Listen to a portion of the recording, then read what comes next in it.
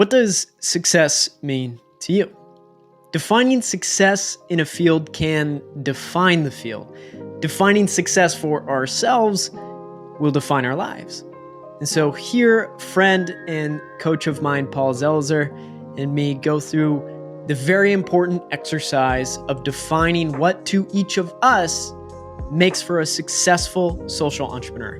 Paul is a business coach for social entrepreneurs and host of the Awarepreneurs Podcast, where he's published over 300 episodes with deep dive interviews with world-class social entrepreneurs.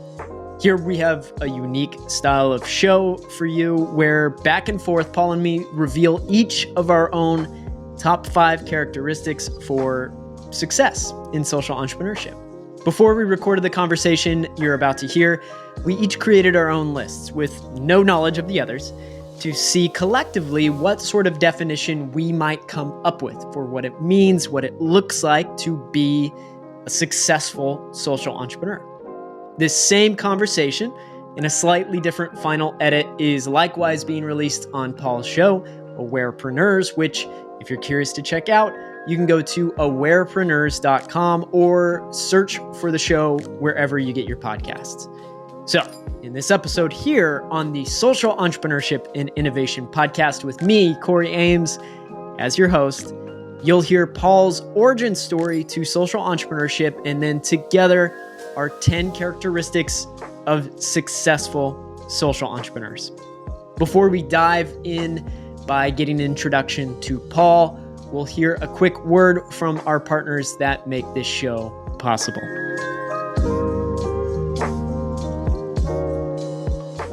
The Social Entrepreneurship and Innovation Podcast is supported by Transform.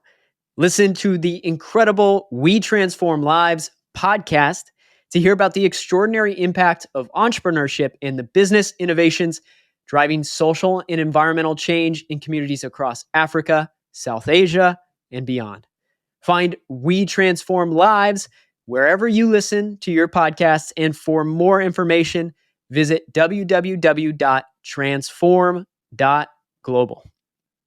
Intrepid Travel is the world's largest travel B Corp, and its mission is to create positive change through the joy of travel. With more than 950 small group trips on every continent, Intrepid creates that change by taking travelers on soul-defining, life-changing adventures that give back to the communities they visit. Traveling with Intrepid, you can explore the greatest icon of ancient South America, Machu Picchu, on a guided tour. Or you can see Vietnam through an exciting mix of transport, including motorbike, sampan, junk-style boat, bus, and train.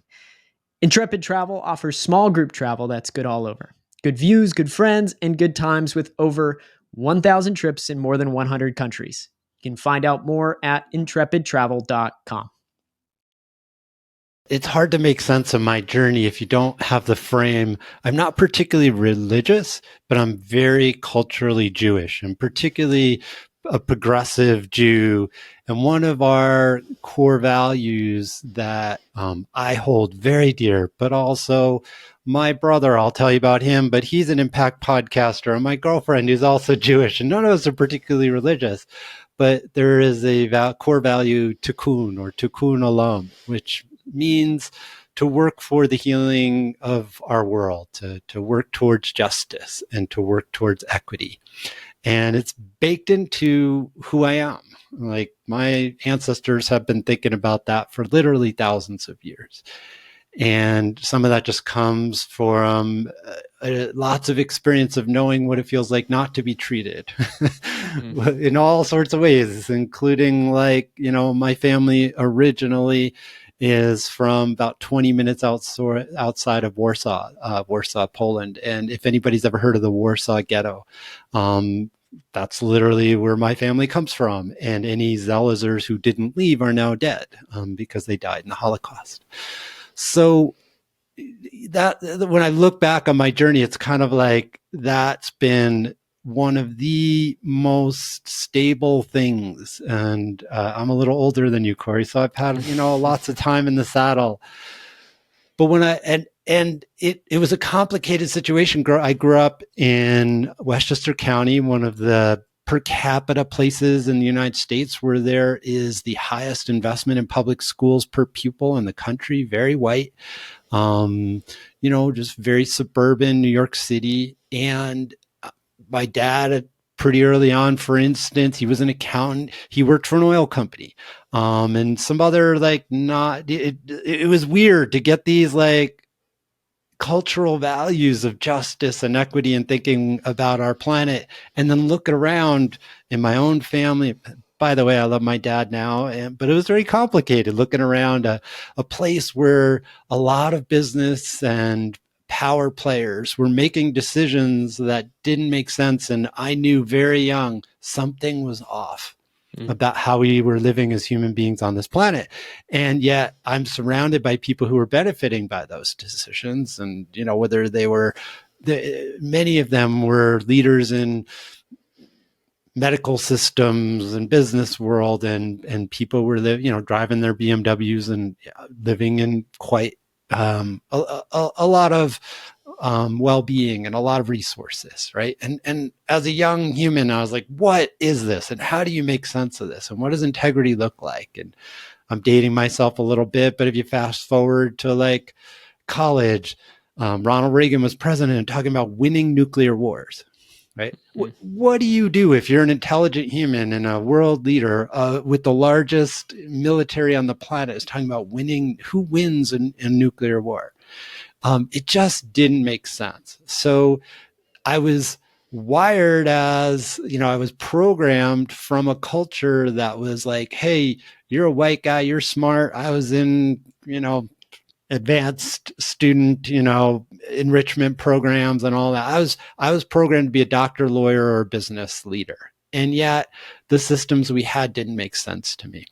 So when I came into my what am I going to do after college phase of life, it was very much, how do I help people and how do I start to work on some of these very broken systems? Where do I live? Where do I work that fits with these values? And it was not an easy time in my early 20s as I was sorting all that out. The short version of it is I wound up in northern New Mexico in October of 1993, a place that, if you've never been here, it's not like much of America. Let's just say that. It has a culture and a flavor and a relationality. It used to be Mexico. And it has the second highest indigenous population in the country. Only Alaska has more Native Americans than New Mexico. Very high. We're the first, what's called, I don't like this language, but we're the first minority majority state. In other words, because of our very high Latinx population and very high indigenous population, you just add it all up, and lots of other folks, there's the International District in Albuquerque that's not far from where I live. It's just a very rich culturally place, and we are the first state in America to have a majority of people of color living in this state because of that. So it made sense. If I'm going to stay in America, I'm proud to live in northern New Mexico, to live in New Mexico, right? Anyway, I wound up getting in the world of nonprofits and activism, doing stuff around engaging young men as fathers. And we were offering betters intervention and helping men look at violent behavior in their families and doing restorative justice type initiatives with young people, doing all that work. And it was incredible work. I did it for 15 years, became a nonprofit, executive director. And I loved the work. I loved learning and being able to be, I was that white guy I wound up studying community mental health. I have a master's degree in counseling psychology. So I was a white guy with a degree who could interface with court systems and principals and judges and police and community leaders and help give language to folks who historically were not being taken seriously at the tables, like, let's say, a leader from one of the pueblos here, or a small, grandmother that we met in a community initiative in a small community like Cuesta, New Mexico, where there's like a church, a health clinic, a school, and a town office, and not much else, right? How do we help some of the initiatives they were wanting to do around working when there were social problems in ways that were culturally based and leveraged some of the informal resources, because a lot of the formal resources were doing harm, whether that was police intervention or certain things that were happening in the school system. Did that for 15 years, like I said, worked my way up into positions of leadership, but ultimately just had a really bad burnout experience. It was so hard, Corey. The work was sacred, but trying to keep the money coming in a nonprofit structure to do work like that, really, really good work, but trying to keep the work going and with a lot of attention to all of the complexities and the nuances of working in marginalized communities and keep the funding in. Just like I was fried, really, really fried. By that time I had a kid. Now my son is 23 years old, but at the time, like a young child, was married, trying to support a household. It just fried me. So I knew that this kind of work was my purpose, but those structures were not sustainable for anybody who had certain kinds of commitments. And I wasn't living fancily, but just trying to run a nonprofit is hard work, at least with the mindset that I and many others had at the time. So I knew I had to go into the world of business. That was the horsepower. That's where the resources were. That was where you go if you wanted to have, real credibility with power leaders, not just like the leftover piles of resources, but like there was something happening in the world of business. I didn't have any education. I didn't know how it worked. I was scared because I'm a nonprofit, helper, counselor type, but I was like, I got to figure it out if I want to keep doing this work. Either that or just drop out and go be a normal business leader or go get retrained as an accountant or something like that. And I couldn't do it, or I chose not to. So that was 16 years ago now. We didn't even know what to call it back then. Was it conscious business or, there were so many different labels. Social entrepreneurship was in there, but it wasn't commonly used back then, and took us a while to find each other. Entrepreneurship for good. Is it the B Corp movement? There were so many ways people were iterating. But yeah, I kind of found myself in that conversation 16 years ago and started going to conferences, listening to podcasts, reading books, all sorts of that, trying to figure out how do you do this. And over the past 16 years now have built up a pretty robust set of experiences, from growing a social entrepreneur community of over 250 members to launching what's now one of the longer running social entrepreneur podcasts on the planet and interviewing people, all over the world who are doing these kind of initiatives. I came from the impact world and said to sustain, I had to figure out the entrepreneur world. And I'm the kind of person, if I put my feet in, even if I'm scared, I put them both in. And over the course of 16 years, have really built up my business coaching skills, which is how I monetize what I do. And yeah, it's really been a blessing. I'm a business coach here in Albuquerque for a small business administration, the SBA cohort called the SBA Thrive program. So I'm like a business coach in accelerators, and got recruited for that position. I've spent 16 years diligently looking at what helps particularly small business leaders thrive, and then apply that with nuance into the social entrepreneur context. So that's a little bit about my journey. Well, thanks, Paul. And I'm wondering, how soon did the coaching come up for you as something you did when you started to transition into, as you mentioned, not exactly called this when you started, but the social entrepreneurial field? It's a great question. It was the natural place for me to go. Coaching was, now it's like there's a coach on every street corner, but you go back 6 or 27 coaches on every street corner of some variety or another. But again, go back 16 years ago, it wasn't that common. It was just starting to get traction. I was curious about it, and it was a natural skill transfer. Like, for instance, in my community mental health days. I got trained in solution-focused therapy. I got right up the street. I live in Albuquerque, New Mexico. If anybody's heard of motivational interviewing, one of the founders of motivational interviewing is Bill Miller, and he's at UNM, the University of New Mexico, which is like 3 miles from my house. So I got trained in motivational interviewing. Coaching has borrowed heavily from both of those skill sets and not given credit to it. I'm not okay with that, coaches out there. You need to know where your skill set comes from. And if you are using the word coaching, you are standing on the shoulders of people like Bill Miller of motivational interviewing, founder fame, and solution-focused therapy. So I got trained in these original practices, which coaching leaned really heavily into. So it's kind of an easy way to start to be able to look at monetizing my skill set. And I just leaned into how do I use these skills in service to entrepreneurs and service providers and small businesses, as opposed to a situation where there was a conflict between a parent and a young child, a teenager or something like that. Mm.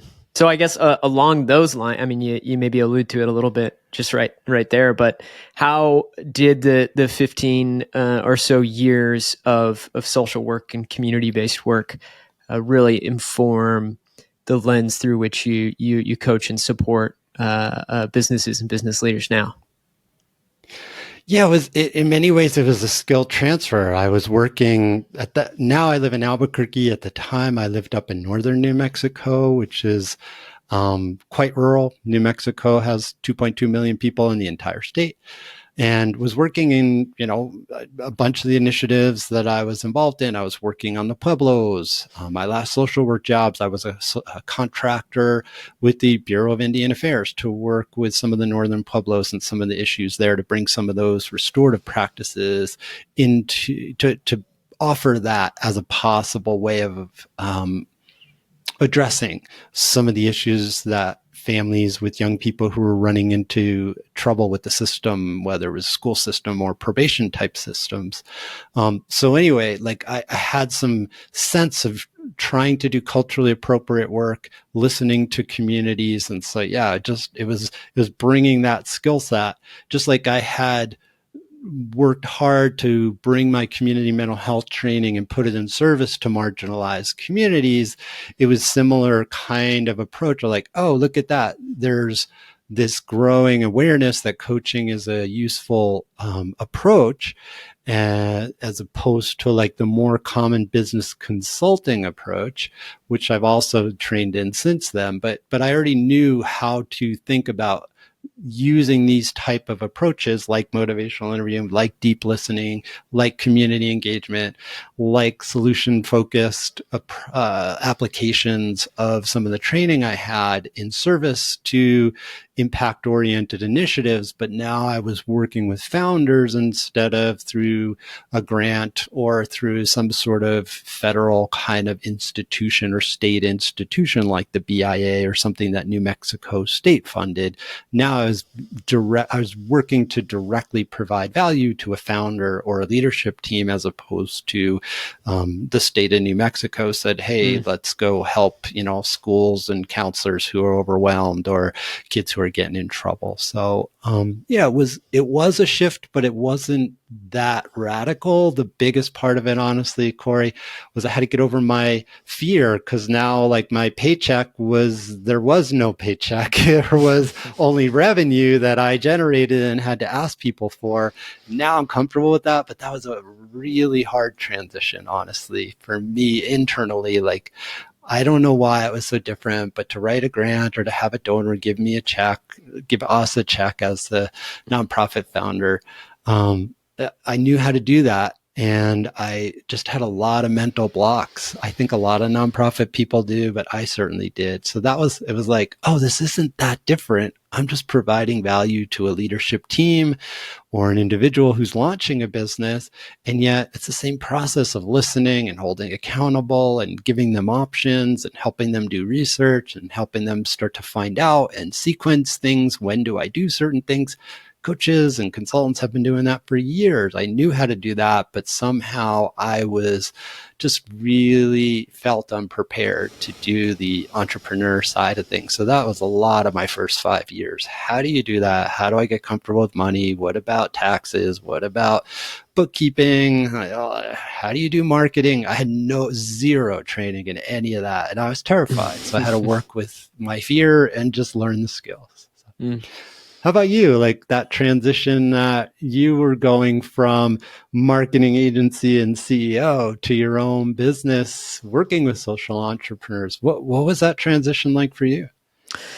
It was nice to have what seemed like a very marketable skill set, right out of the gate. And so that was a little bit as to how I got started and thought that, one, while I was more in this exploratory phase of both my personal and professional life, that would be the way in which I could pay the bills, and likewise, the nice thing about podcasting and the effects that, that can have for building a community and getting connected with interesting people that, want to learn more about. Enough of those people I connected with through my show, were in need of marketing services. And that was predominantly in, search engine optimization and content marketing. And so while, I definitely won't say it wasn't without its bumps, that helped to kind of ease the transition first and foremost. But I guess the greatest difficulty was really in finding, even within the broad community of social entrepreneurship, purpose-driven business, like finding the community within the community. Because as I'm sure we'll maybe illuminate with what we share in our talk here later on. But there's a wide spectrum through which sustainability in business exists, social entrepreneurship exists. The terms are used much more widely now than it sounds like attached to your origin story, Paul. And so with that, that's great. It's really become more popular. It's become more part of the mainstream conversation in business.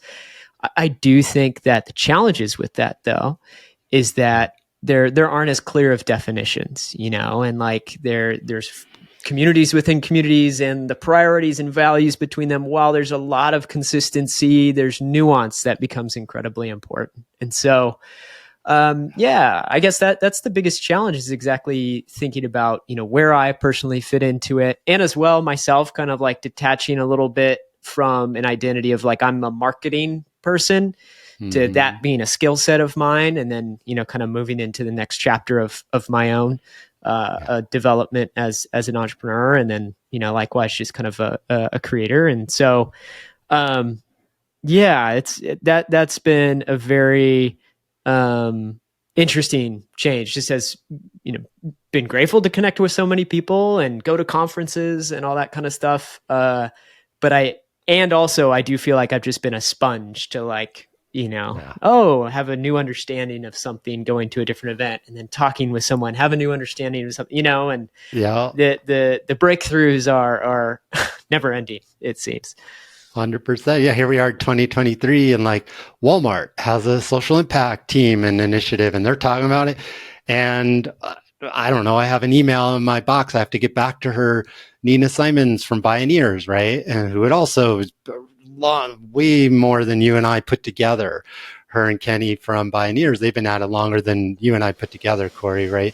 So what does Bioneers mean by social impact? And what does Nina mean? And what does Walmart mean? And they're both using, at least on the surface, some similar terms. And that's both beautiful, but it's also complicated because, well, I'll just leave it at that. It's complicated here in 2023, headed into 2024, right? Well, absolutely. And I think that kind of segues nicely to the preparation that you and I did for this conversation, where we're going to reflect on what might be indicators or characteristics of success in social entrepreneurship. We each got our own lists, which we haven't shared with each other before. That's right. We did not compare lists. That was part of the concept here. Corey, you make yours, I'll make mine, and we'll compare live what we came up with.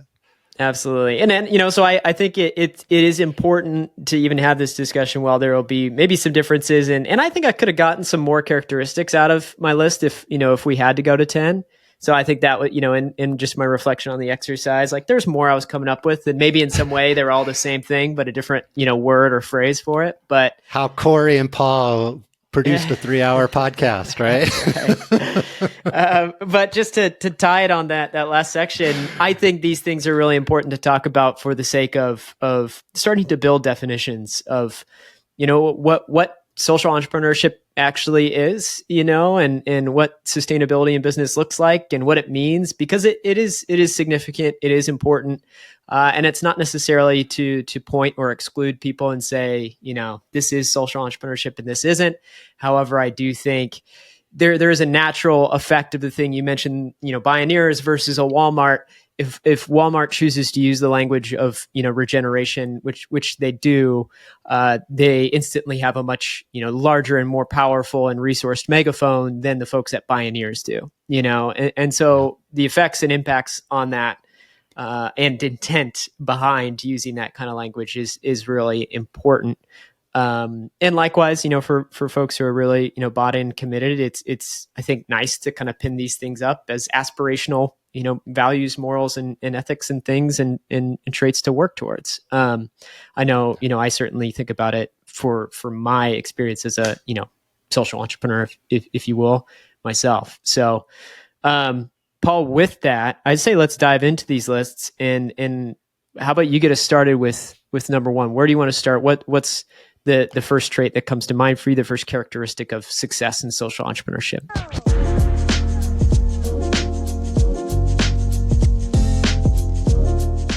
The first one for me, Corey, is you listen to your community. You know who you want to serve and you're listening to them. And it sounds really simple.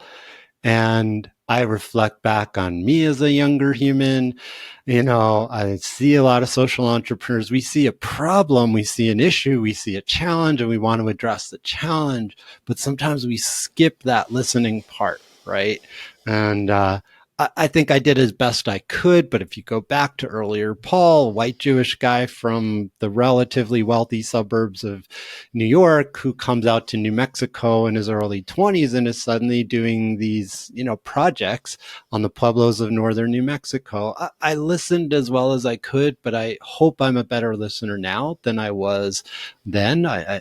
Some people tell me I'm good at that. I hope I've gotten better. I've tried to get better. But I see a lot of social entrepreneurs get really excited and impassioned to make a difference, but sometimes it feels like they skip a step of really understanding who they're trying to help and how that community is framing things, how that community wants to sequence things. They miss the step of really building trust. Like, okay, cool. We talked about it. We're all on the same page. Go. Right. Mm-hmm. And like, especially if you're working with, let's say the pueblos of northern New Mexico, hundreds of years of being discounted and attempts to wipe them off the face of the earth.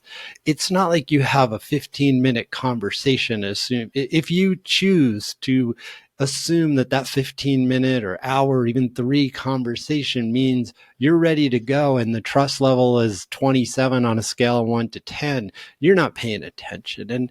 And that's maybe a community that has more complexities and more challenges than most. But I think that's illustrative of, I see a lot of social entrepreneurs try to jump into solutions and try to engage communities or put forth their business offering before they've really built the kind of engagement and trust that's going to lead to their long-term success.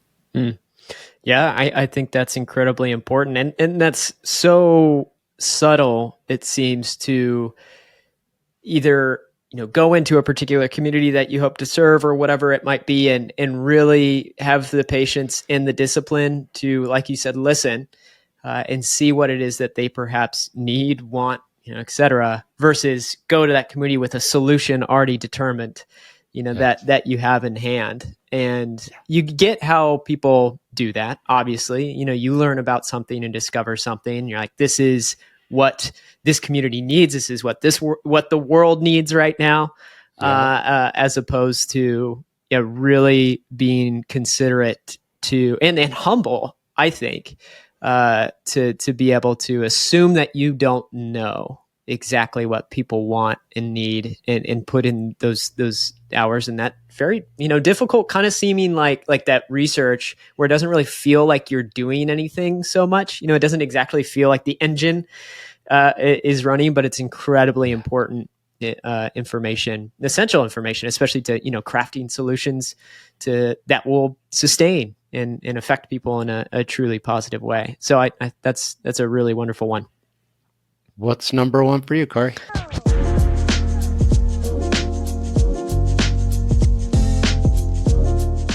I think I'm going to start with generosity, or the social entrepreneurs that I've regarded as myself as most successful, is that they're just relentlessly generous. And I think that this comes back to the fact that if you are doing this work broadly with the very broad strokes goal of leaving the world better off than you found it, or affecting some particular issue area, or serving people on the planet, someone else working in a very similar space, comparable space, ideally you should have the same goal. And those are two important of things, and whether we're talking about climate change, inequality, or whatever else the specific issue area, those are two important of things for very conventional notions of competition to get in the way. And we were kind of enjoying this ourselves as we were talking about this before hitting record on this podcast. We're both in the space of social entrepreneurial podcasting, and so in some shape or another might be seen as competing podcasts, competing little micro media companies ourselves. But here we are, grateful to be sharing each other's messages and perspectives with our own audiences. And so likewise, over the span of the hundreds of social entrepreneurs I've spoken with, I do think that it while sometimes it feels like it's a muscle that needs to be built, because I do think we're very wired to want to compete, and that someone's success is at the expense of mine, or as well, kind of tied up with all these different notions of what success is and supposed to look like. I think that especially for very experienced, seasoned social entrepreneurs, the muscle of generosity through opportunity or connection or resources or whatever it might be is just second nature. And that's something that I've been really, really grateful to enjoy myself, and maybe considering myself on the earlier end of my career, likewise, like more excited as I continue to establish myself, my own career, my own platforms, and all that kind of stuff to help others along their way. So, generosity is a very, very important one for me that I've recognized so far. I'm so glad. I almost had this I had this physical reality, like, oh, wow, yeah, wasn't on my list, didn't even think about it. And I could immediately, I went to the climate space, you mentioned that. So I'm thinking of a couple of folks, Candace Amori, and I'm a scout for the awesome climate optimized retirement solution called Carbon Collective, and Breen Murphy.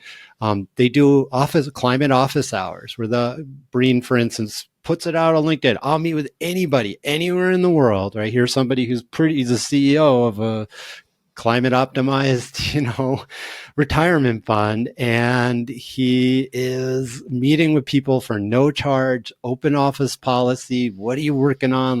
The world's on fire and we need every smart person we can possibly get. You're trying to find a job. You're an entrepreneur. In what other space does somebody not only do that, but publicly announce that they do that? I'll meet with anybody who's got anything and help any way I can. And I immediately thought of several awesome climate leaders that do that. And I had that experience when I was getting into the space. People have been incredibly generous with me. So anyway, just yeah, I'm glad we're doing this already, Corey, because it wasn't on my list. And I'm thinking, yeah, this Candace, Breen, oh yeah, wow, yeah, right. I wouldn't be where I am, and I didn't even put it on the list. So yeah, great one. Well, and I think that adds a little bit to the definitions of social entrepreneurship to some degree, because you think about, climate change and one of averting a complete climate catastrophe and hoping to restore and regenerate the planet in various aspects. if we're all on board for that, very legitimately for that goal, like that is what the goal is. And so, your individual organization's enterprise to capture whatever market share or, take market share or whatever, or monopolize a particular sector, that gets in the way of that goal. I would say it doesn't, it almost seems oxymoronic. And so, does Walmart share that goal? And do they approach their relationships with competition? We're going hard at Walmart today. I'm sorry. That's just the example that you brought up. No, I'm not sorry at all. I'm happy to go after Walmart. Sure. Yeah. Anyways, I just think that that's an important thing, for the context of, people who really do walk the talk, and walk the walk like that. I think, at least in my experience, you'll notice that quality. 100%. All right, Paul, next one on the list for you.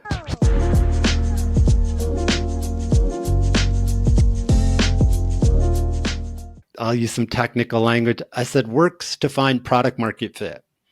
So in other words, if somebody doesn't know what that means, I'm not sure if we're going to do the video or not, but if you're listening to the audio, take your right hand and you think these are your values, your goals, the changes you want to have in the world. And the left hand with your fingers spread out is what the person you want to help, what they're thinking about. Like, wow, I've really got this challenge. Like the world's on fire, and how do I use my, retirement funds for good, right? That would be the challenge that Carbon Collective is working on, right? Or in your case, Corey, it might be, hey, I've got a business and it's a business that's trying to make the world a better place, but I don't really understand SEO, and what do I do to, get better at it, right? When those two things come together well, the right hand being your goals and the difference you want to make in the world and what your ideal client needs and how you help them, when they slide in together, those two hands seamlessly, that's product market fit. Right. And I see so many social entrepreneurs because we're passionate about the issues, whether it's about racial equity or sustainable agriculture or clean water. I live in the desert in New Mexico. Like we're the driest, the driest state in the union. We have the least surface water. Whatever your issue is, it's really easy to get passionate about your issue, but to forget that the way you financially sustain yourself and create a venture that can be around for the long haul is by providing a service and or products to somebody that services their needs as it syncs up to your goals.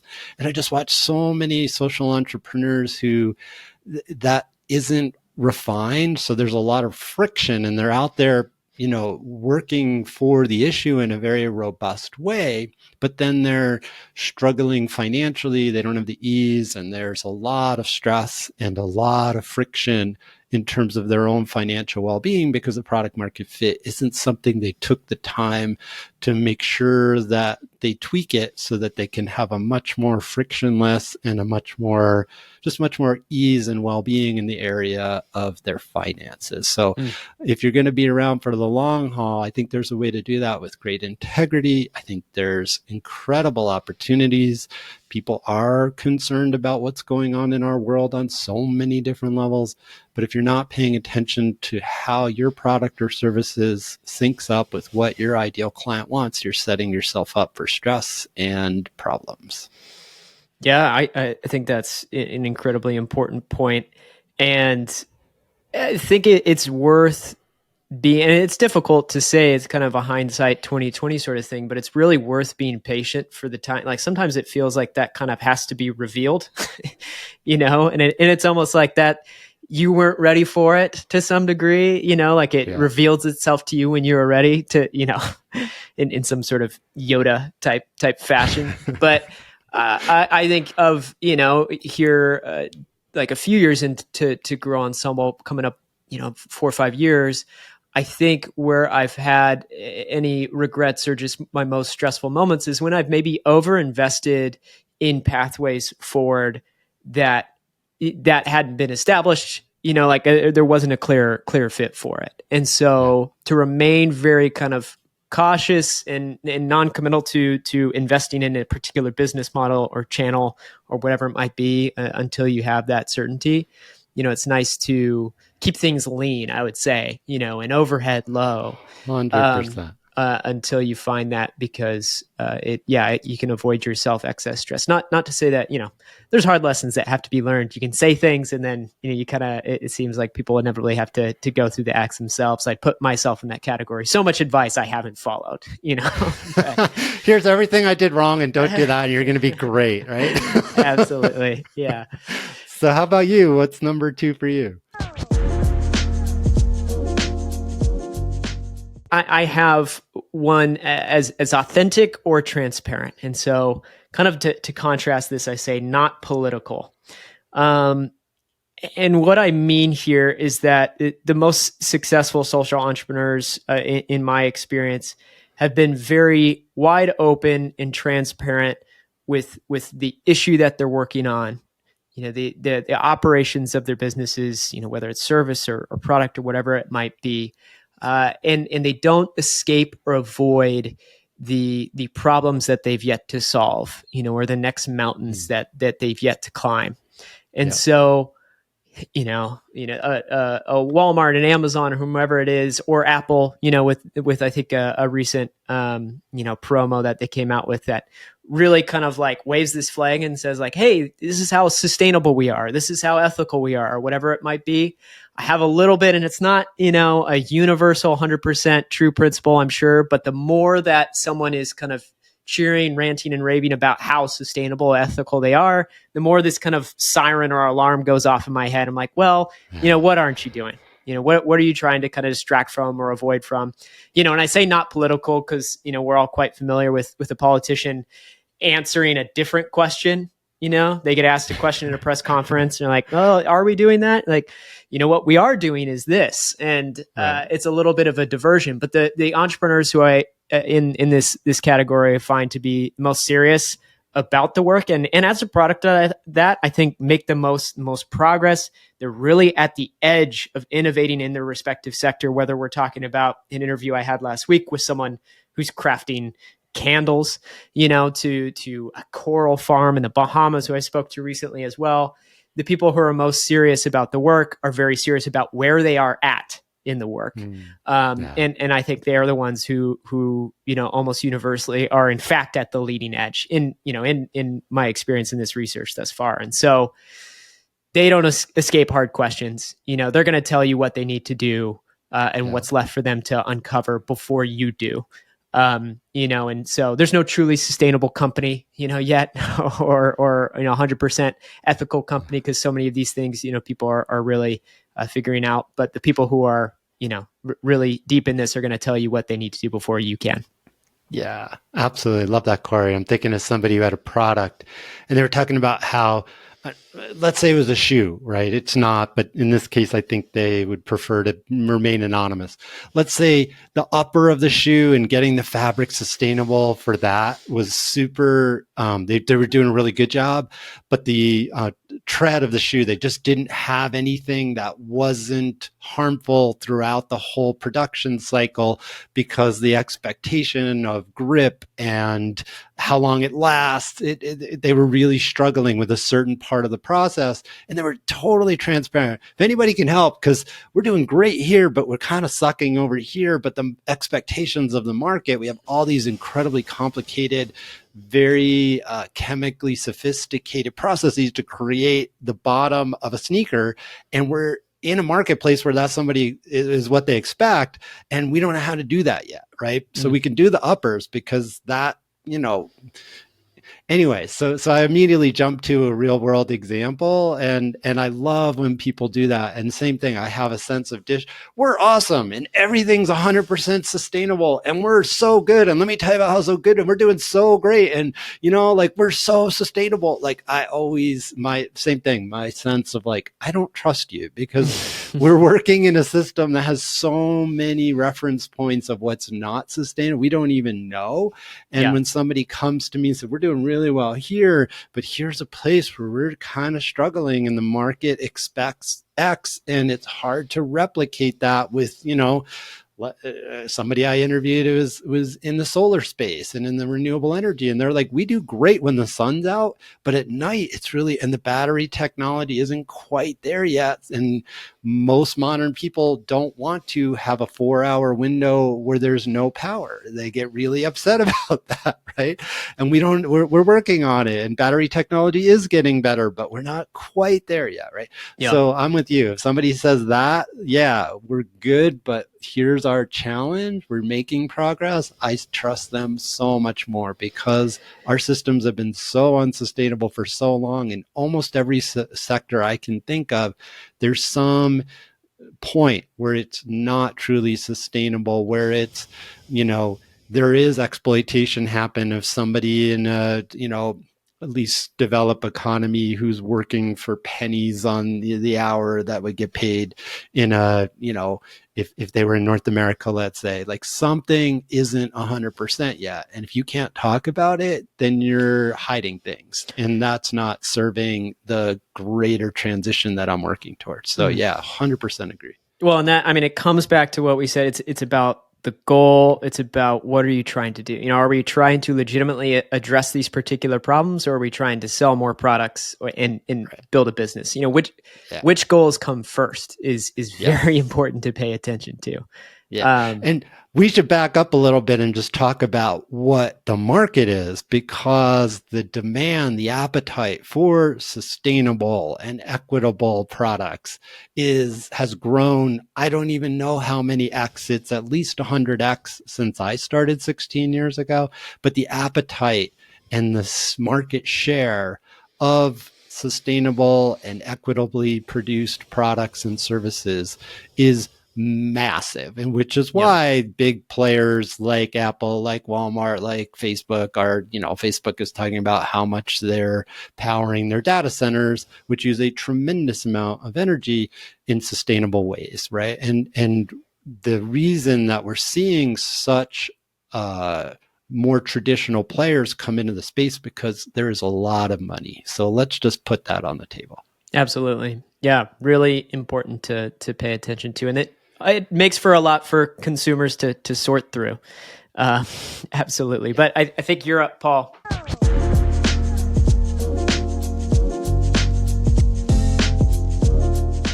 I wrote down good mentorship. So I'm a huge, huge fan of making new and different mistakes as opposed to the same ones over and over again. And, when you're around for 16 years, and if you look at my first career was also in the impact space. So you could say in some ways 31 years, this is in some ways, even though I wore different hats, this is all I've ever done is try to work towards making the world a better place, except for some landscaping experience in high school and college to pay the bills and get some money in summers and, when I wasn't at football practice. So I've done a little bit of landscaping and 31 plus years in the impact space. In that time, I just see people making the same mistakes, siloing themselves off and pretending nobody's ever thought about whatever issue it is before. Yes, maybe you're innovative, and that's great, but are you thinking about the context and the, who's gone before and building on that? Or are you reinventing the wheel and setting yourself up for suffering? And a good mentor can help you unpack that, can help you get plugged into people who've that generosity that you talked about earlier, Corey, and then just build on that so that you're not taking 5 years to learn from what's already out there, but let's get that person, let's get that social entrepreneur, the data, the experience, the results. So it might not be the exact same as Albuquerque as San Antonio or in Boston or in Hong Kong or in Africa, but there's a chance that there's something that you've been iterating on in San Antonio that somebody who's trying something similar in Singapore can learn from. So a mentor can help you kind of know what's been going on and just reduce the pain of the learning experience and get to the results of helping the people you want to help faster, more smoothly, and also get that kind of income where you can do this and have the well-being that at least my listeners are looking for. That's part of the reason that, people listen to the Awarepreneurs podcast. How do I learn from what's already been up and running? In my case, most of my guests have been up and running for now decades, and are doing things at scale. And the reason that I do that is because I want people to have that experience of, what's been going on before they launched, so that they're can build on that as opposed to rub their face in the pavement. Well, absolutely. And I mean, there's so many solo founders of enterprises now that getting that sounding pad, additional mentorship and support is really immensely valuable, even for the sake of, not feeling like you're just kind of spinning in your head for too long. And so, my experience in the past with working with various coaches, and another reason why we've had some chats here recently, Paul, but it's a good, it's almost like bumpers, especially if you have, engage a coach or whatever, and you talk every 2 weeks or 4 weeks. It's like those bumpers between how much can I, spin myself off before them, and not even really change anything so seriously or severely, but just to kind of have that, both the accountability, but feedback, and be like, what you're worrying about is just kind of it's not even worth your mental RAM. So those are really invaluable relationships to find and foster. All right, y'all, after a quick break to hear a word from our partners that make this show possible, we'll be back with our final 5 characteristics of success in social entrepreneurship. A good company is picking a fight with the everyday products harming our planet. They're replacing plastic with plants, localizing production chains, reusing materials that otherwise risk being wasted, and on top of all of that, they are dedicating part of their revenue to environmental and humanitarian causes. Bottom line, a good company believes every individual choice matters. They strive to make those choices easier. And so join the good fight and check out some of my favorite products from a good company, such as their stone paper notebooks and natural grass pens at agood.com. Change is brewing, folks. Dean's Beans Organic Coffee is on a mission to use coffee as a vehicle for positive change in the coffee lands and beyond.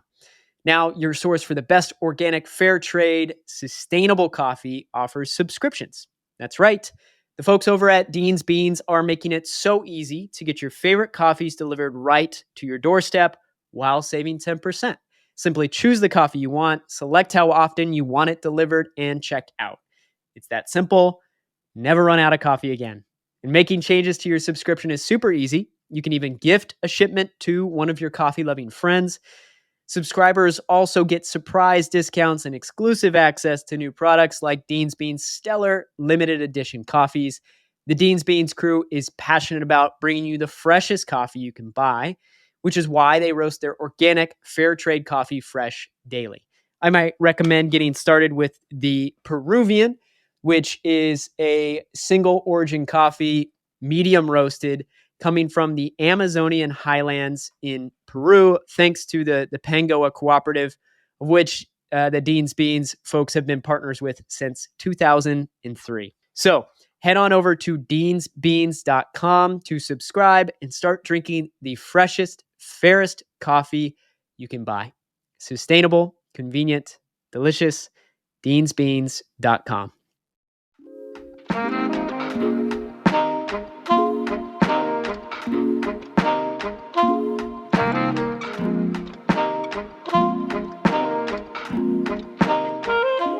What's your number 3, Corey?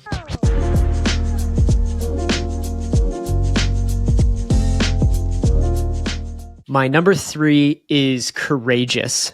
And so I consider successful social entrepreneurs courageous mostly for how I see so many different scenarios in which the status quo would lead them to believe that what they're deciding to do, what they want to do with a business enterprise or whatever organization, just can't be done, at this certain point in time. And so I think social entrepreneurs, almost by definition, have to be a bit courageous, and as well, that courage seems to develop with a little bit more, as bringing it back to the muscle memory over time. And so, whether it's saying that, a fair trade organic coffee company like Dean's Beans Organic Coffee, who I've had conversations with, when they were getting started 30 years ago, it was kind of a completely foreign concept to go build direct relationships with the coffee farmers, and you're exchanging the money just between them versus just a broker who's importing it into the US or whatever it is, and so Dean Saikon, the founder there,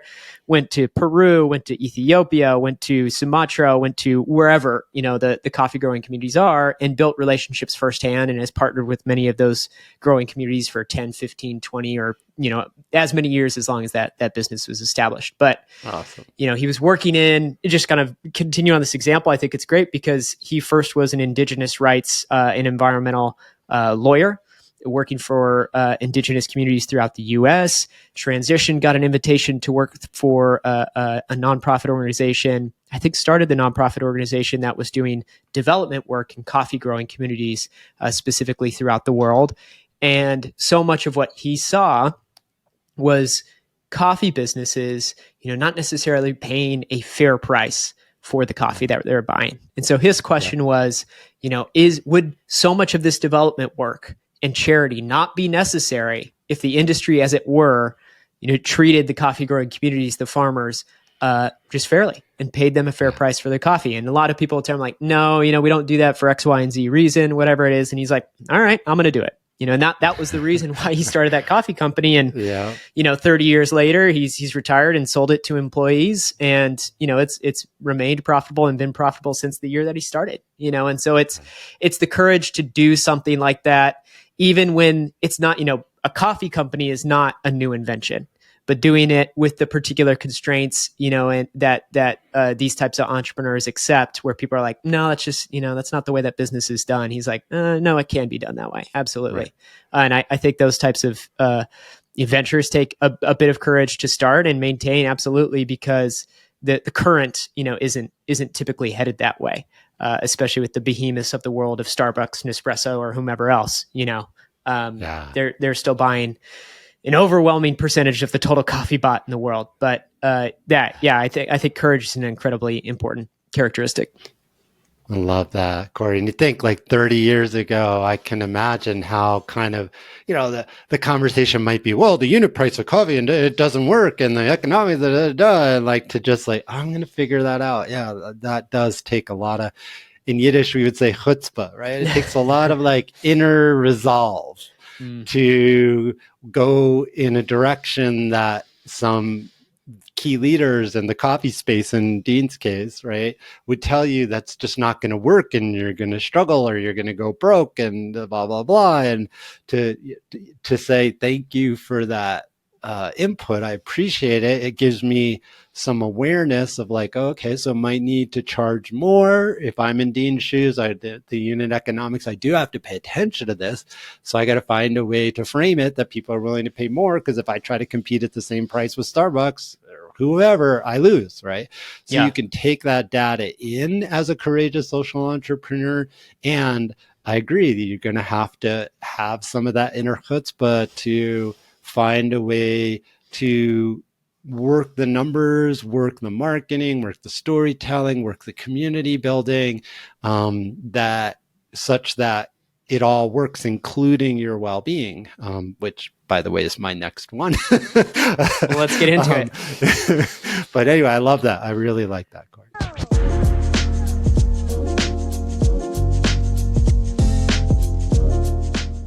Yeah, so develops well-being and resiliency skills. So I just wrote a blog post, and I'll tell this story. Awesome client of mine, got a contract, and this contract doubled her yearly income.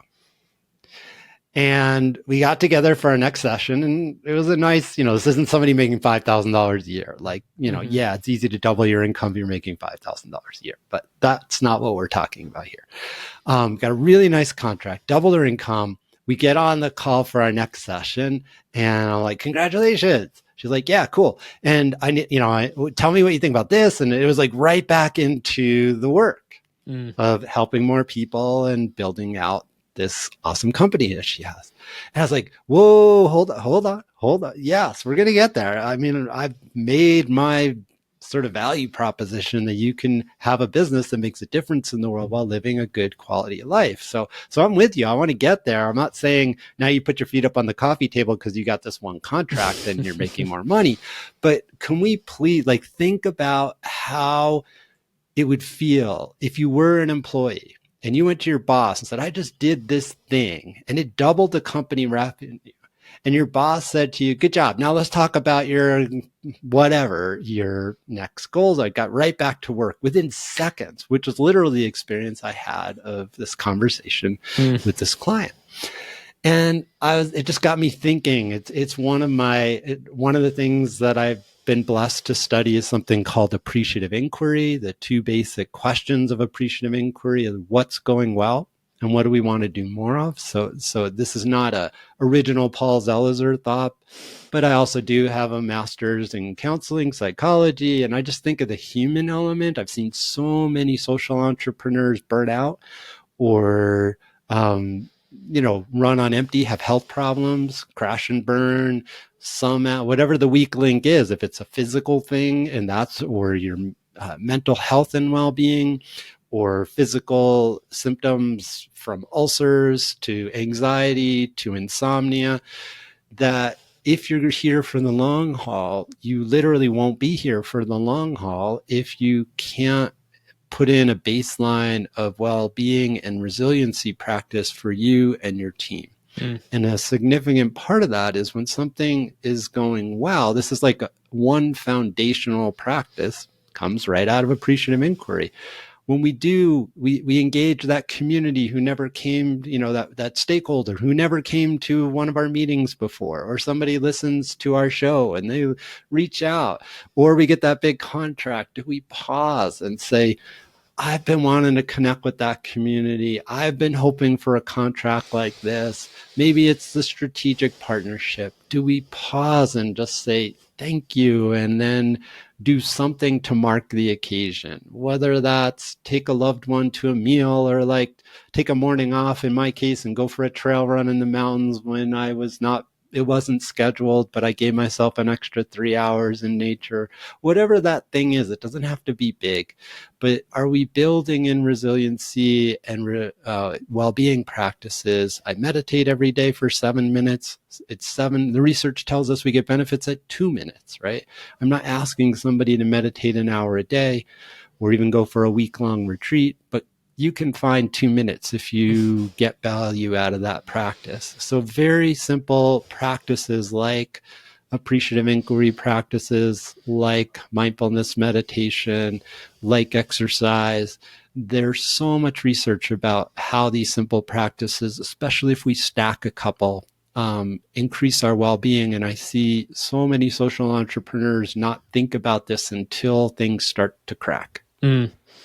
Yeah, extremely important. And I think I'd add on to that it's really, really valuable to actually reflect on and feel through what are the things that are actually restorative to you, and not necessarily just things that you read an article on that would tell you that are kind of the best way to refresh and restore. You should do blank, right? Well, and it's certainly the kind of the entrepreneurial tendency to try and optimize, and use every moment efficiently and effectively. But I do think you start doing things sort of like robotically, as opposed to paying attention to what actually does, help kind of fill your tank back up. And I think I've been more appreciative of this myself after my wife and I had our first baby, just because I've never been as tired as I ever have been at this point in my life. And so, when there are those particular periods of time where, I have some space to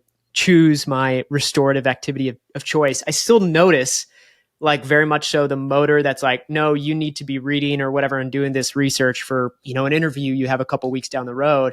It's I think I'm going to watch some good TV right now, and maybe I need a nap because I didn't sleep so well last night. Or, spending, getting connected with friends. And I love to play pickup basketball, and, my friends and I play weekly, and it's okay, there's always priorities that you can reason through coming before those various things, as opposed to oh no, that's something that I really enjoy. and it's not necessarily what the latest, research or whatever has told me. Not, don't get me wrong. I've long been an on and off again meditator, but I think those things, if that doesn't work for someone, it doesn't work for them, is to like really, 100%. You probably already know these activities for yourself. It's worth to be open-minded and test some of these new things out, and see if you really do enjoy them. But don't be careful not to optimize even the time that's, kind of supposed to be unoptimized and restorative. I know I've gotten myself well into that trap before and just been like, woof, even that's exhausting. Yes. Thanks for bringing that nuance in. That's really important, Corey. So how about you? What's the next one on your list?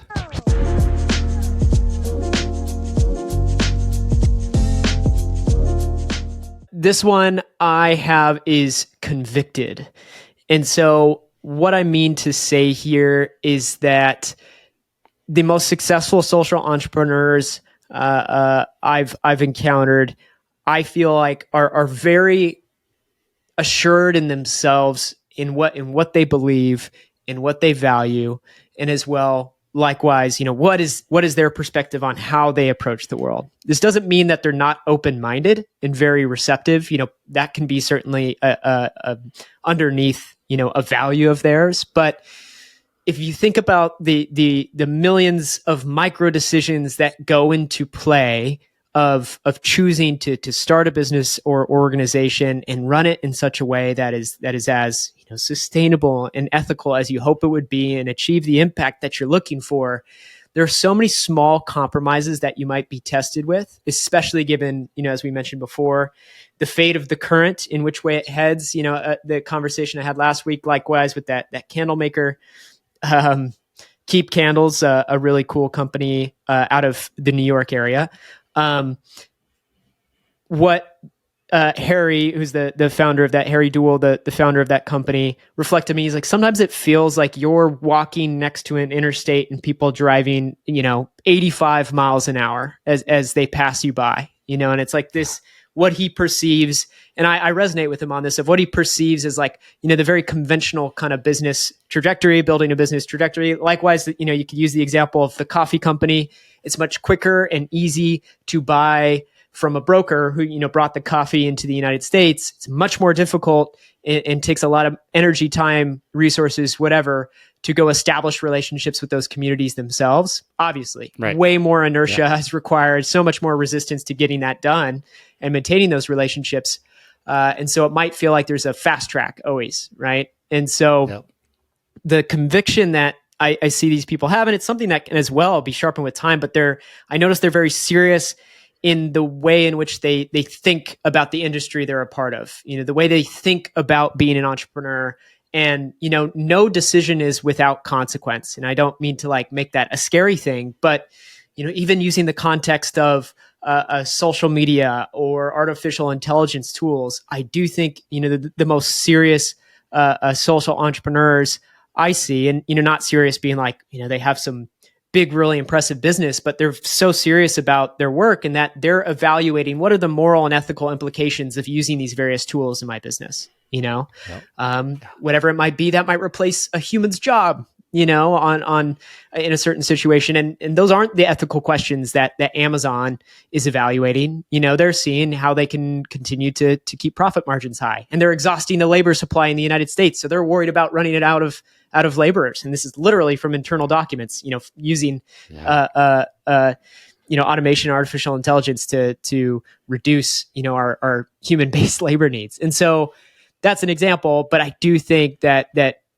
conviction is really important, and reflecting on what you value, what you believe, and really getting firm on, what the principles, your kind of operating principles, through how you go with the world of, taking on many of the things we already mentioned here. You're going to choose to be generous in every interaction, or you're going to choose to be, courageous, whatever. I do feel like the entrepreneurs that, I most admire in regarding the space, they have this conviction to where I'm like, yeah, they, while I may not agree 100% of the time with them on, whatever decision they decide to make, they clearly are quite, assured and confident, because they've thought very serious about, who they are and what they believe and what they value. Absolutely. Yeah, I love that example, Corey. if you're not thinking about AI right now and robotics right now, please reconsider that choice. It's a tidal wave that's impacting every space, or will be impacting every space, and the ethical concerns are huge. Yeah. I don't know how, like I've been a front runner and encouraging my community, and I've done solo episodes on AI and social entrepreneurs. My brother, who's a social entrepreneur leader, he has a podcast called the Social Change Career Podcast, Craig Zelizer, and my sister-in-law, Catalina Rojas, and they do a course now, AI for social change leaders.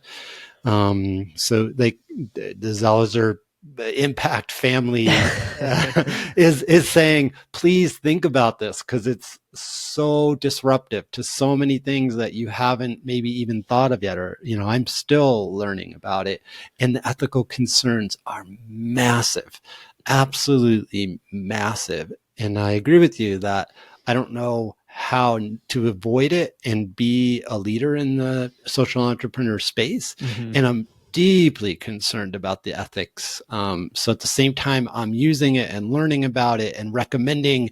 I'll give an example. In the podcasting space, there's an awesome AI tool called Cast Magic, which I use all the time. Not only does it do a transcript, you just upload your episode. A bunch of services do this, where it like gives you a transcript. I'll run this through Cast Magic. But the thing that's unique about Cast Magic is it's generative AI. So it uses the transcript of Corey and I talking to generate a LinkedIn post, a blog post, a newsletter article, a bunch of like key moments, like the awesome things that Corey said. And they're all listed out, the 10 or 12 or 15 quotable quotes that Corey said that you can use in various ways from an Instagram little 20-second, 12-second thing, or post it as a, quotable quote, on a picture quote on Instagram, whatever, right? All of that in seconds, mm-hmm. right before your very eyes. And then if it's not already generating something, there's another panel in the software to say, please write me a blank, generate blank that you didn't already generate for whatever you might need in terms of your social or, various assets. And it's using the words that Corey is saying, not only a large language in,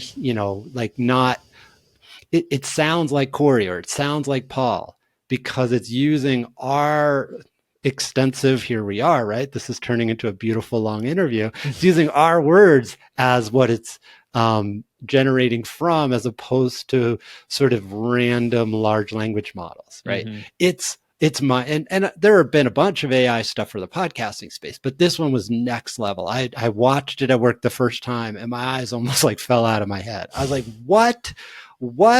This is crazy. How, as a podcast, people turn to me and hire me, to say, I want to get my impact podcast off the ground. We have an impact podcast accelerator.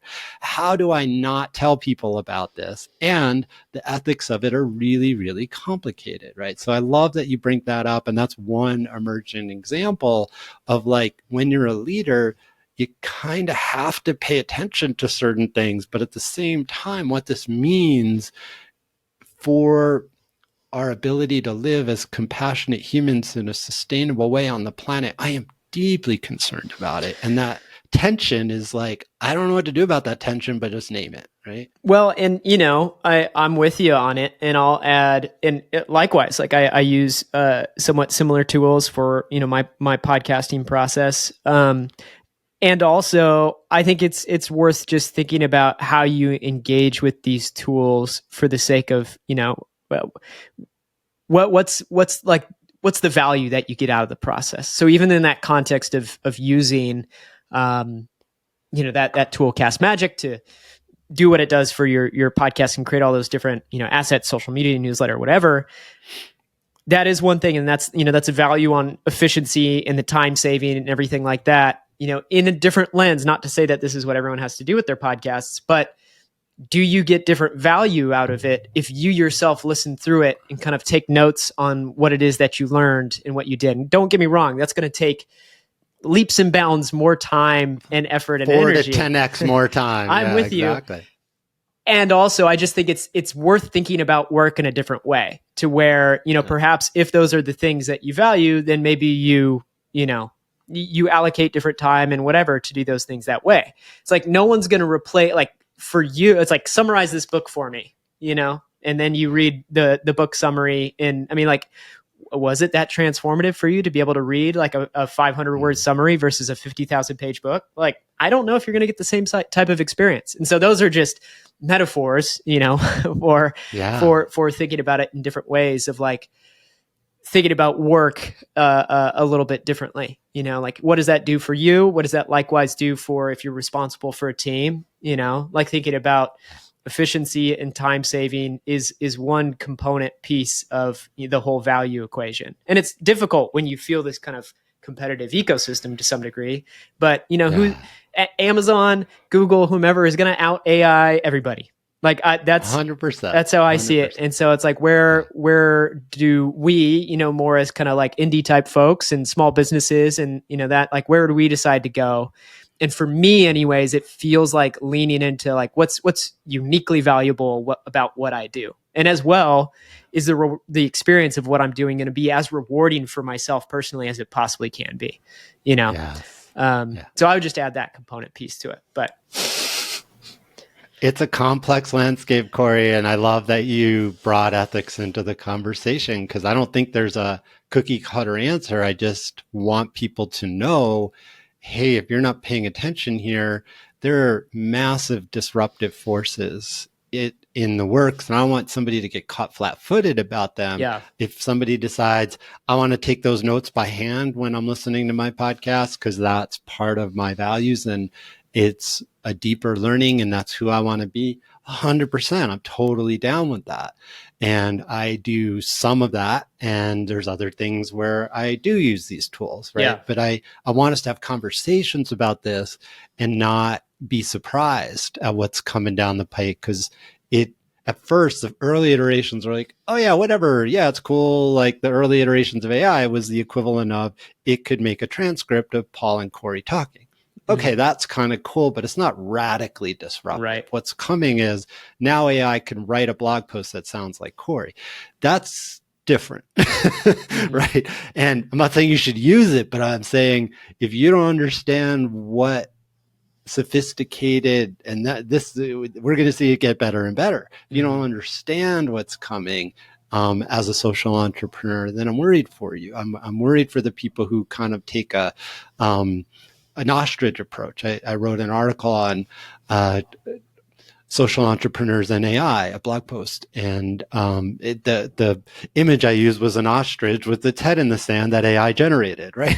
Because I was saying it feels to me like a lot of folks in that space have their head in the like, oh, we're just gonna like high touch and community and I'll be fine. And I think a lot of people will be fine if they're intentional. But I think if we default to this has nothing to do with me as a social entrepreneur, I think some folks are gonna get disrupted in ways that is going to cause a lot of stress. I'm worried about that, honestly. Absolutely. So let's see, where are we at with our list? Are we on number 5? I think we're on number 5. All yeah. right. And I think it turns to you then, Paul.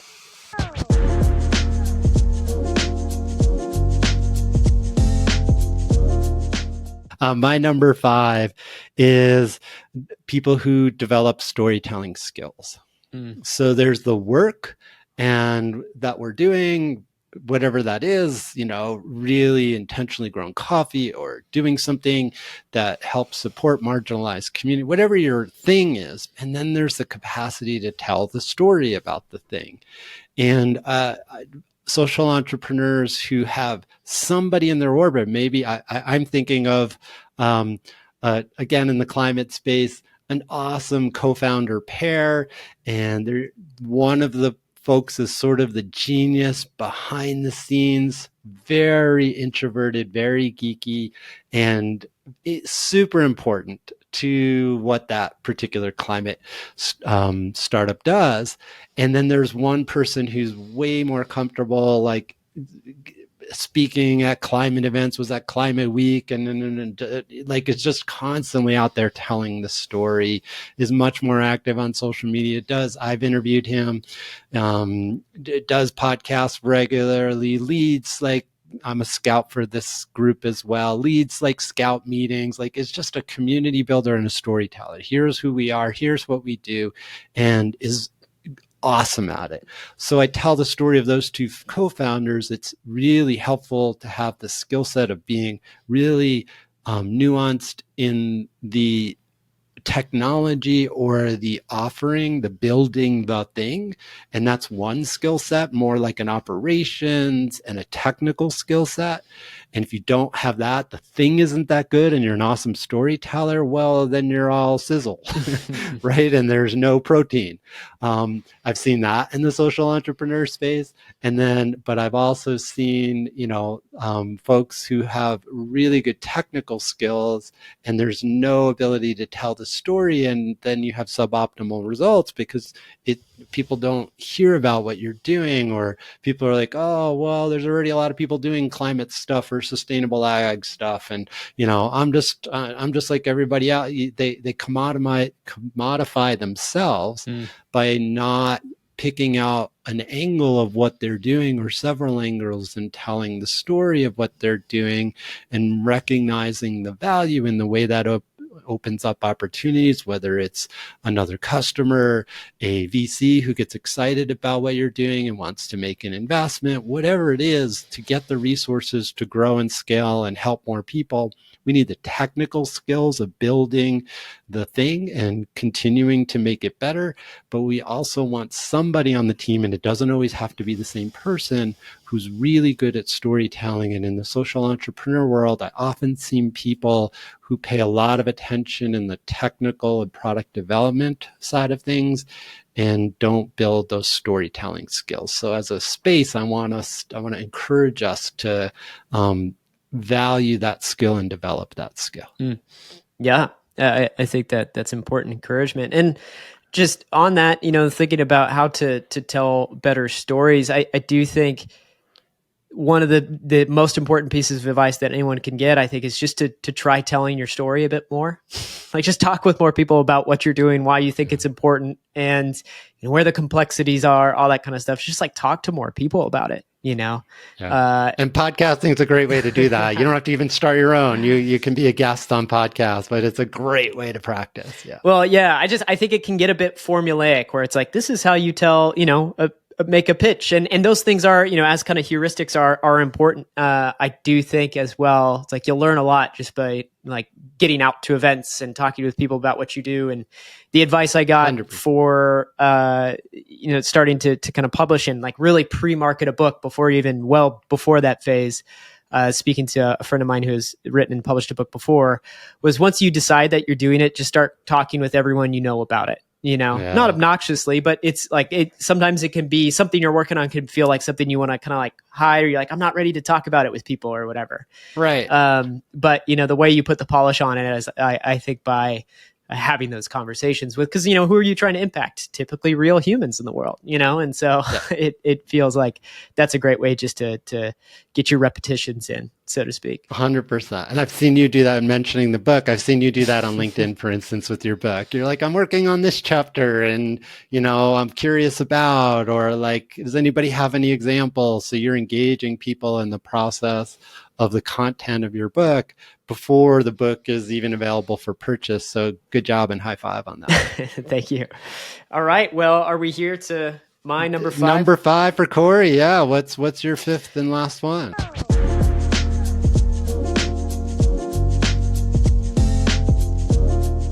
I would say patience is one that's a critically important characteristic of successful social entrepreneurs, just because everything takes a lot longer than you would hope it would and expect it to.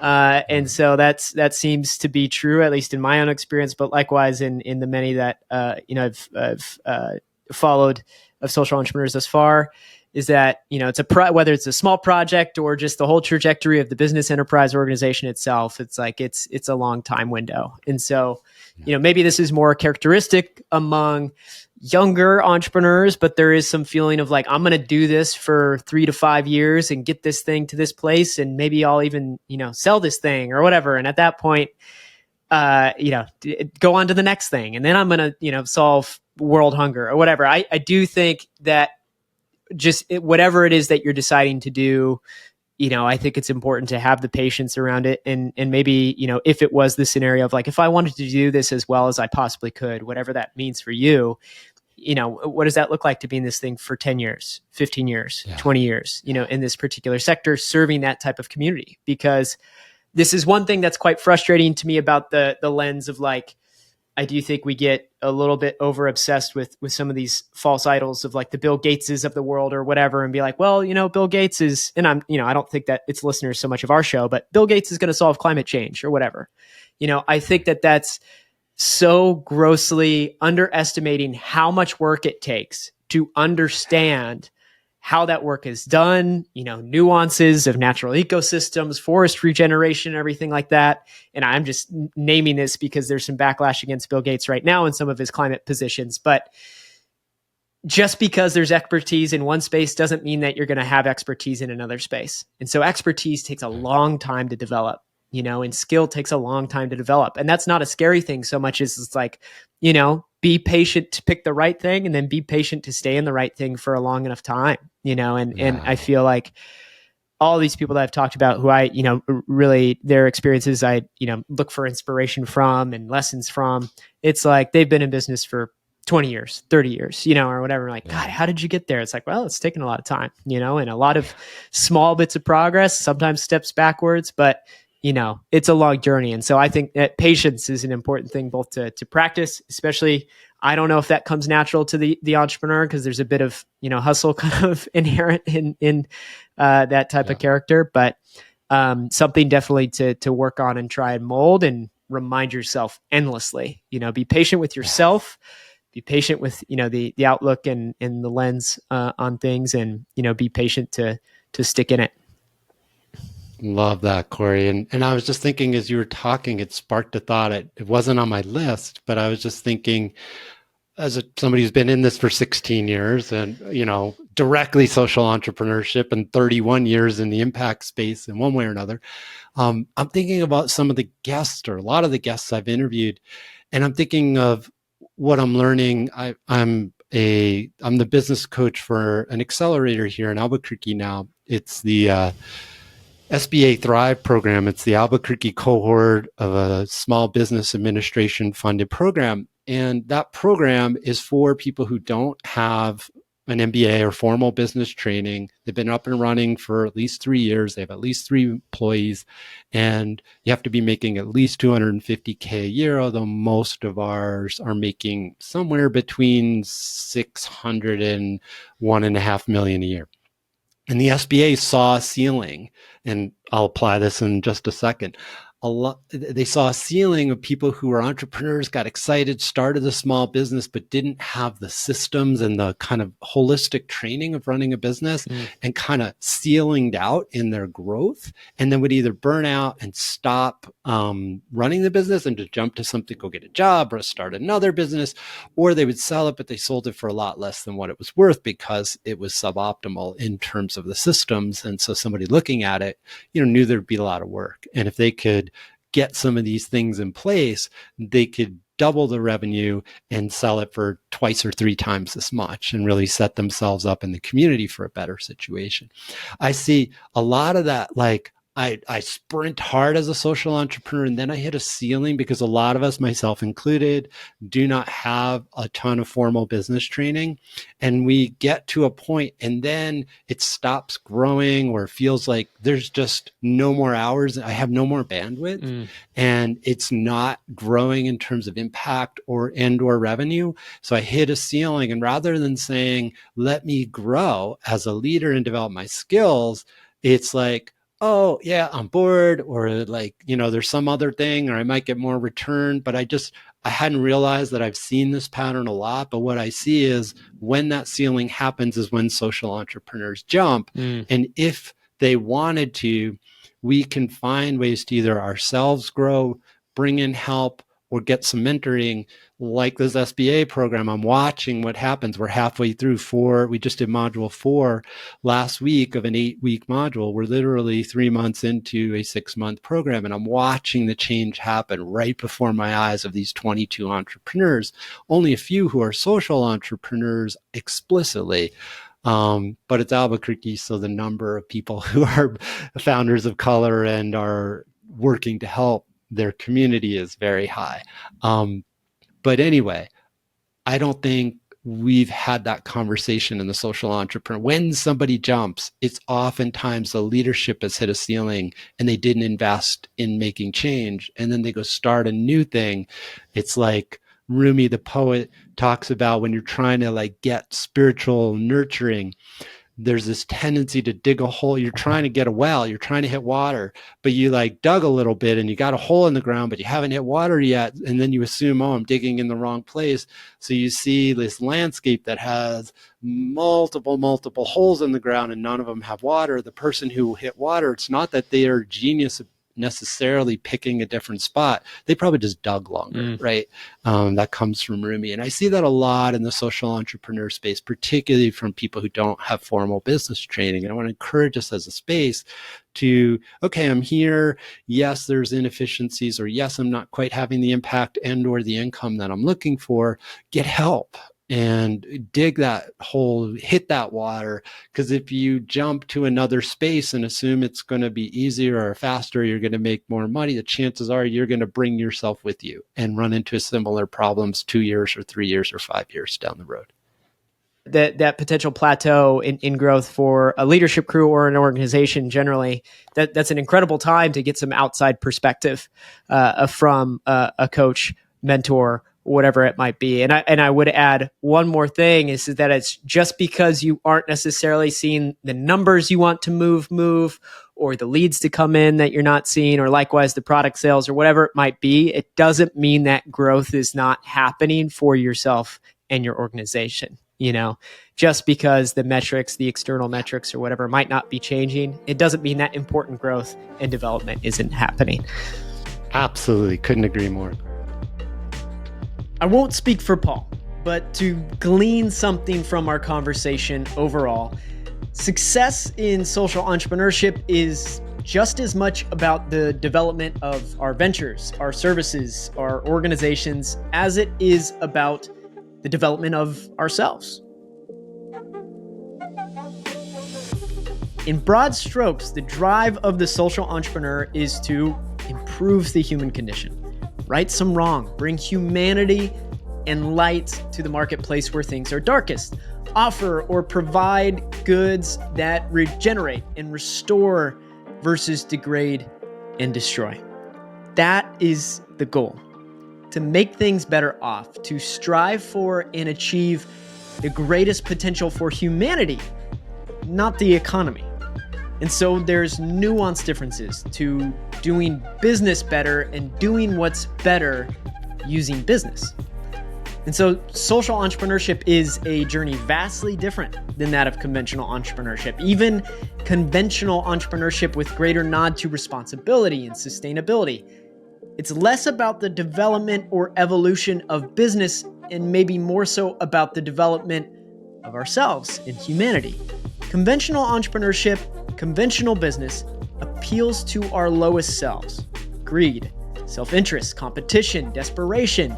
The philosophy is to assume the worst of all players, decide that everything has a price, and construct systems, regulations, and norms to account. You must negotiate, knowing that if you don't take your vendor or supplier for something, they'll take you. You must control and surveil, knowing that employees are wired to do the least they can while still collecting their pay. You must compete and destroy, knowing that every industry is a race, and your goal is to win, no matter the costs. On the contrary, social entrepreneurship appeals to something greater. It's about building business. It's about building ourselves in efforts to build the most just, equitable, and sustainable version of reality. It's about seeing the greatest potential for humans and humanity, and no matter the industry, no matter the community, taking the bold, the principled, and well-thought action to bring that vision for something much greater, something much better into reality. How we define success in a field will define the field. How we will and have defined success in business has defined and will continue to define business. How we define success in all our lives will define and determine our future.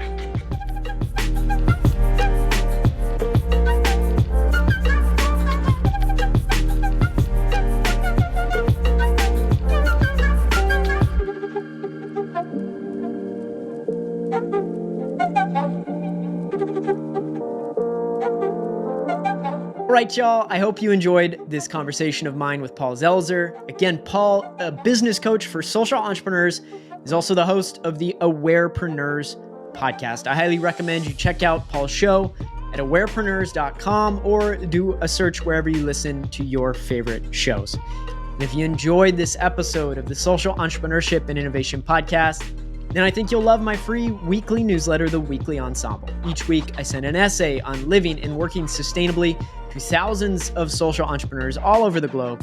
To get the next email in your inbox, go to growensemble.com/newsletter. Again, that's growensemble.com/newsletter. Until next time.